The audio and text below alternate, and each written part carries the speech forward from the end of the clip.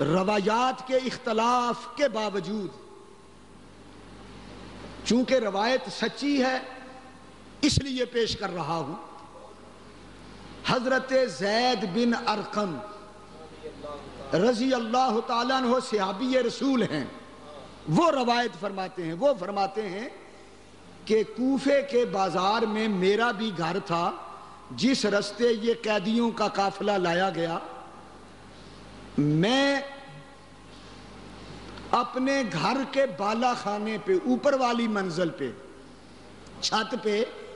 بیٹھ کر میں بھی دیکھ رہا تھا یہ منظر۔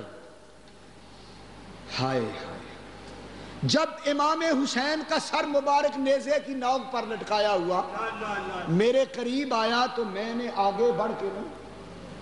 بڑے ادب سے کہا، السلام علیکہ یا ابن رسول اللہ، اے رسول اللہ کے بیٹے میرا سلام قبول کرو۔ تو اس وقت میں نے دیکھا کہ امام حسین کے لب مبارک حرکت کر رہے تھے، میں نے کان لگا کے سنا تو سیدنا امام حسین قرآن کی سورہ کاف کی یہ آیت تلاوت کر رہے تھے، ام حسبتم ان اصحاب الکہف والرقیم کانوا من آیاتنا عجبا۔ میرے سخی حسین دی شان ویکھو، مسلمانوں میرے داتا حسین دی شان ویکھو، سنیوں میرے آقا حسین دی شان ویکھو، ایسا پایا تے کسے نے پایا ہی نہیں، لکھاں لکھاں ہوئے شہید جہان اندر،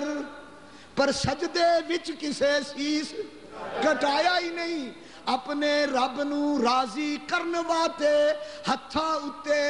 اتے کسے بال کہایا ہی نہیں، ممبرہ اتے تے سب قرآن پڑھ دے، چڑھ کے نیزے تے کسے،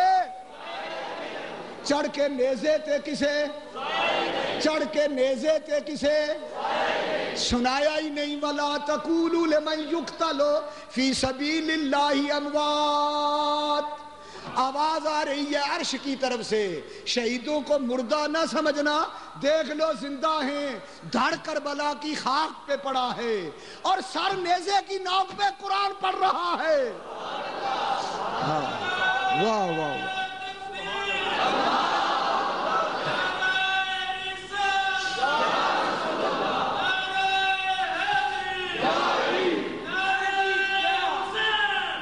میں پھر کہتا ہوں مجھے کہنے دو،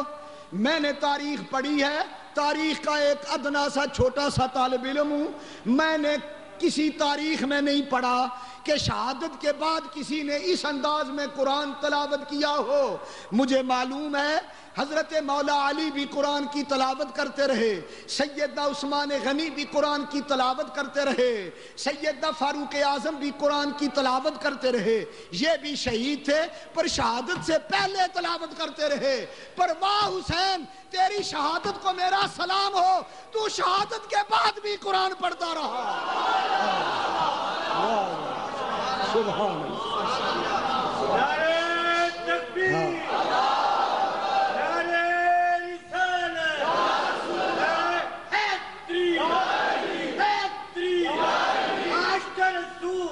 اس لیے میں کہتا ہوں، علی رؤوس الاشہاد کہتا ہوں، ببانگ دہل کہتا ہوں، دو معرکے نہ بھولے گا زمانہ،